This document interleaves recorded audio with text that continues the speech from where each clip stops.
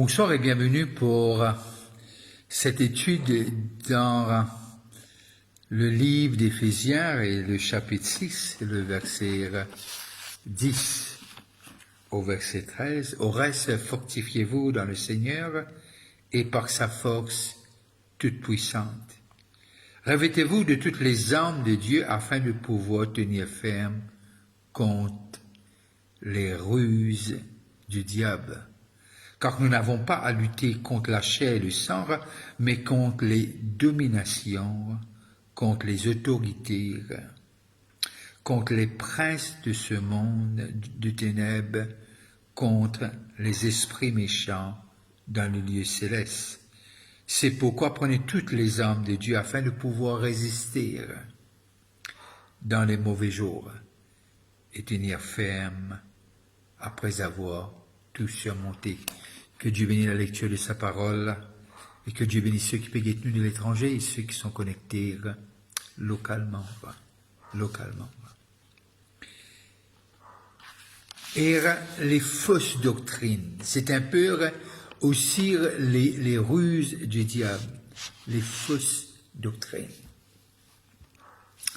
Et nous arrivons à trouver qu'il de plus en plus, surtout dans ce 21e siècle, qui nous cause plus du mal que le diable lui-même.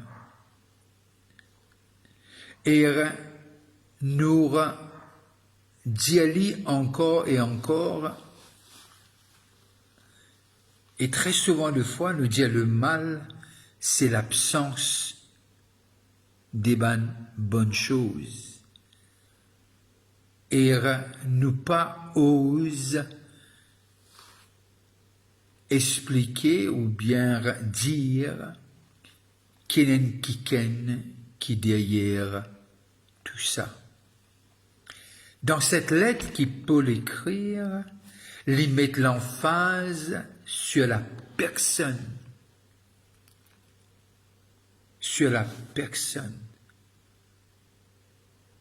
Qui veut dire le diable lui-même.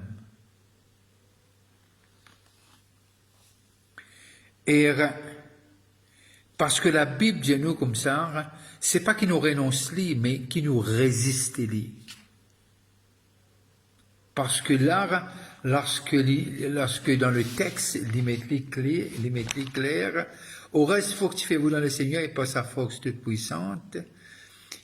Et le verset 12, quand nous n'avons pas à lutter contre la chair et le sang, mais contre les dominations, contre les autorités, contre les princes de ce monde, des ténèbres, contre les esprits méchants dans le lieu céleste. Et là, il y a nous pour comprendre, nous avons deux mondes. Nous avons un monde de lumière et monde du ténèbre. Nous pouvons cause des sphères spirituelles et aussi c'est ce qui est visible, terrestre, et ce qui est voyant. Et là, Paul fait nous comprendre, nous pouvons faire face à quelqu'un. Et très souvent de fois, quand Paul, Jésus aussi dire, il traite le diable comme une personne. Il dit, moi ordonne-toi qui te sortit. Come out. Il adresse-lui comme quelqu'un qui est non seulement qui est réel, mais il adresse-lui comme une personne. Et nous, les pentecôtistes, nous au courant de ce que quand il met clair, il dit voici les signes qui accompagneront, et il dit en mon nom vous chasserez les démons. Un de ces signes-là. Bien qu'il nous guérit les malades, etc., lorsque nous guettons les don que Dieu met à la disposition du corps de Christ. Et là, nous arrivons, mais nous part trop souvent de fois, nous oublier pour traiter le diable comme une personne qui est contre l'Église. Bien que c'est un monde spirituel, limite-les clair, car c'est pas contre la chair et le sang, mais il y a une autorité, il y a une domination, il y a un prince. Et il appelle les princes des ténèbres. Les esprits méchants. Alors, nous avons besoin de comprendre que le monde spirituel y existait. Et nous avons besoin, et Paul enseigne ça à l'église d'Éphèse, parce que moi penser, moi on a la certitude, problème là, il est déjà existant. Il est réel. Et alors Paul, révélé par l'Esprit Saint, donne une instruction et montre que le monde spirituel est bien réel et est bien présent. Comme dit l'anglais, to be forewarned is to be forearmed. Avertir qui nous capable d'être équipés pour capable faire face. Et très souvent de fois, aujourd'hui, quand nous cause le mal, tu me dis, hey, tu es bien plus positif. Nous avons besoin prêche, c'est un évangile qui est simple.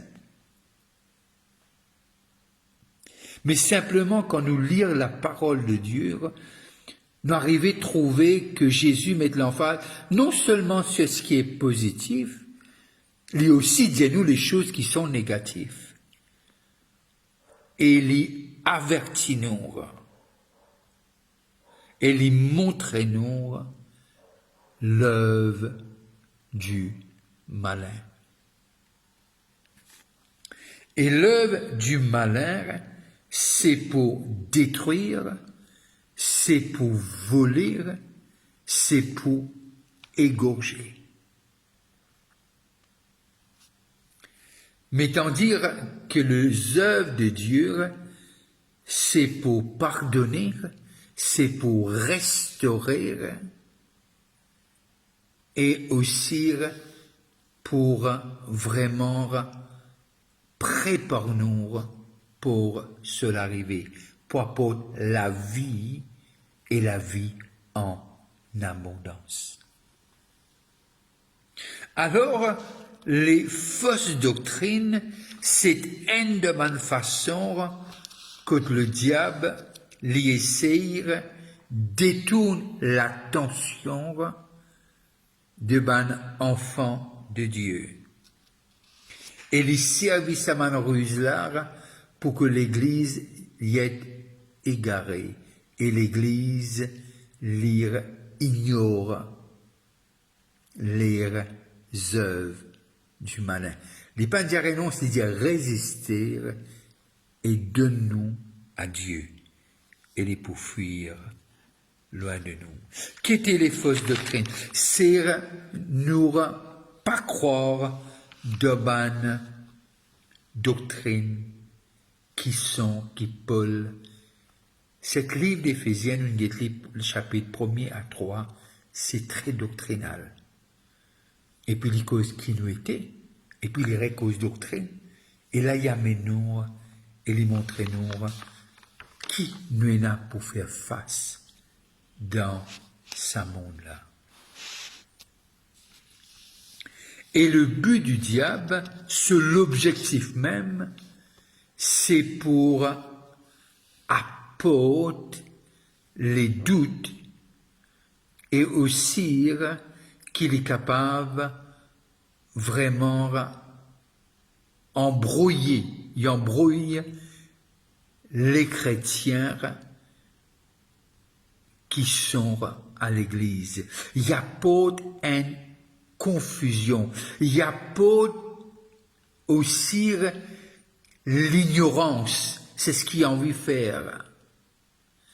Afin qu'il est capable de secouer et ébranle cette confiance, cette foi que les chrétiens ont en leur Dieu, en leur Seigneur et Sauveur. Et ce but et l'objectif, c'est pour apporter la destruction de l'œuvre de Dieu. Et Paul dit, c'est pas contre la chair et le sang.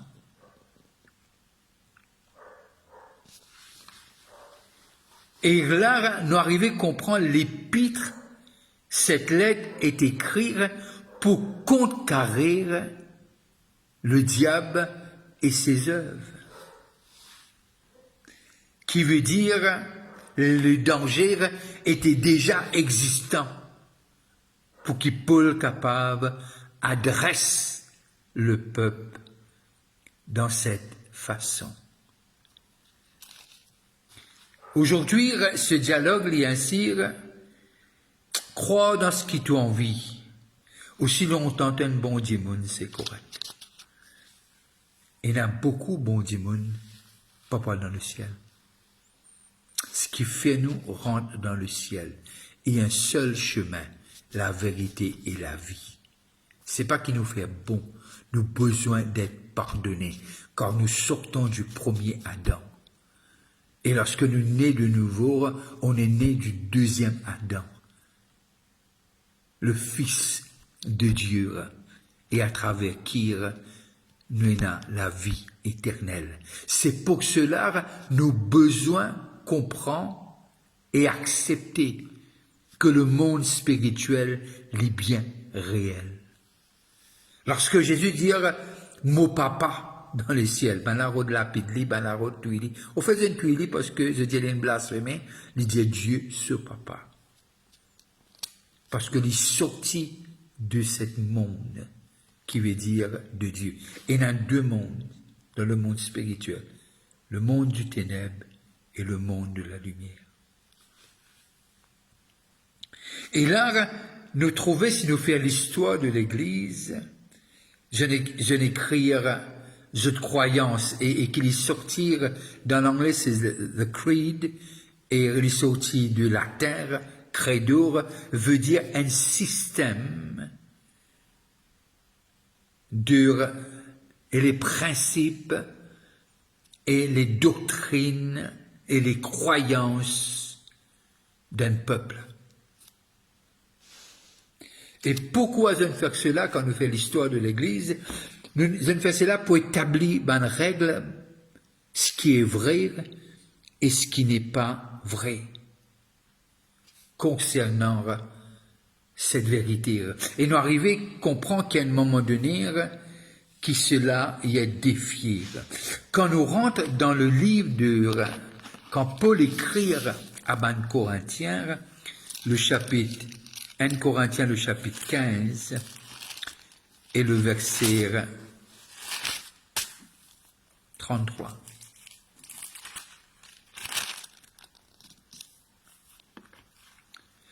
Ne vous y trompez pas,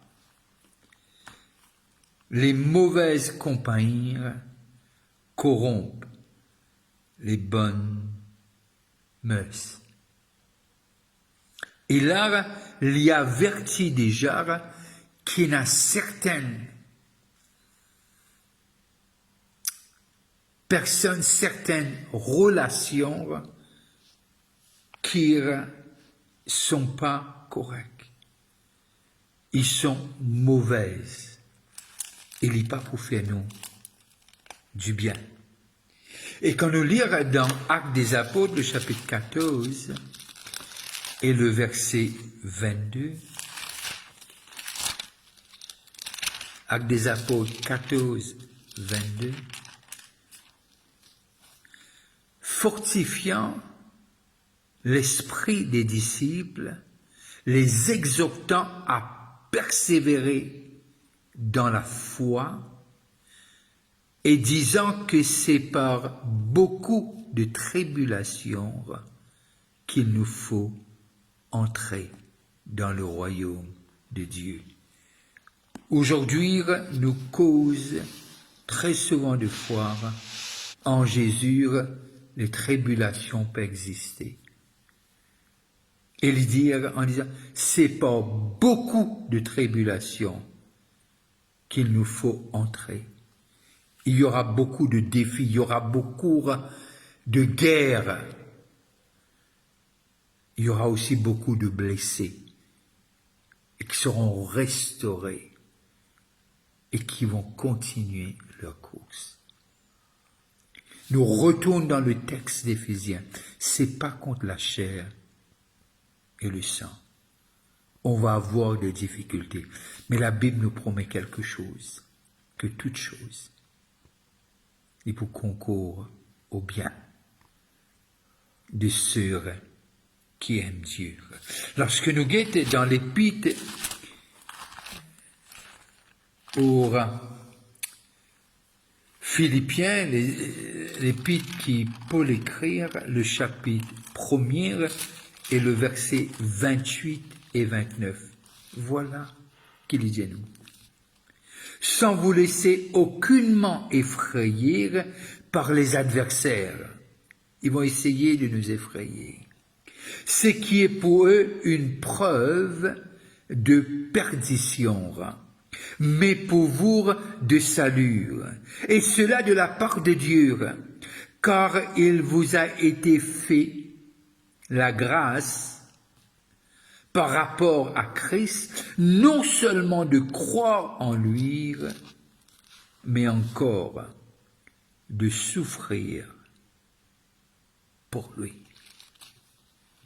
Alors, qui nous arrive comprend que les défis, les souffrances, ça forme partie de ce trajet. Et ça forme partie de ce que nous pouvons affronter et nous pouvons faire face. Alors, si nous croyons que la vie chrétienne, c'est juste, nous très souvent le fois, nous cite ce verset. C'est vrai, de gloire en gloire, de foi en foi, de victoire en victoire. Mais parfois, lorsque nous sommes défiés, au niveau de notre santé, au niveau de notre vie, au niveau de notre famille, au niveau de relations, au niveau du travail, nous arrivons à trouver la main de Dieu. Parfois, nous disons nous-mêmes, à travers les accidents de la vie, nous arrivons à comprendre que ce sont des choses, bien sûr, qui font mal.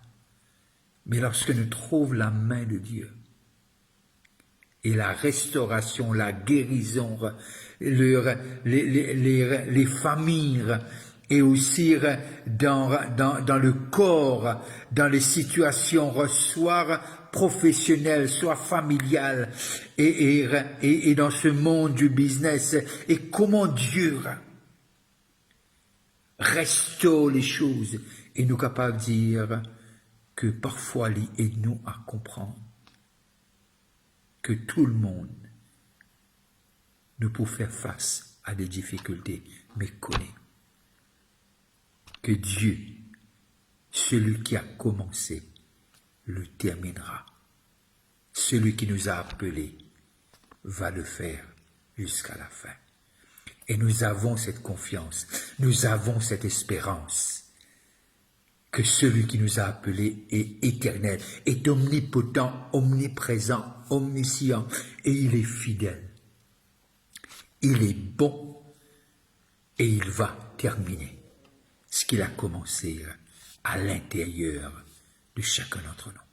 Alors prends courage ce soir, et sais que c'est pas fini encore.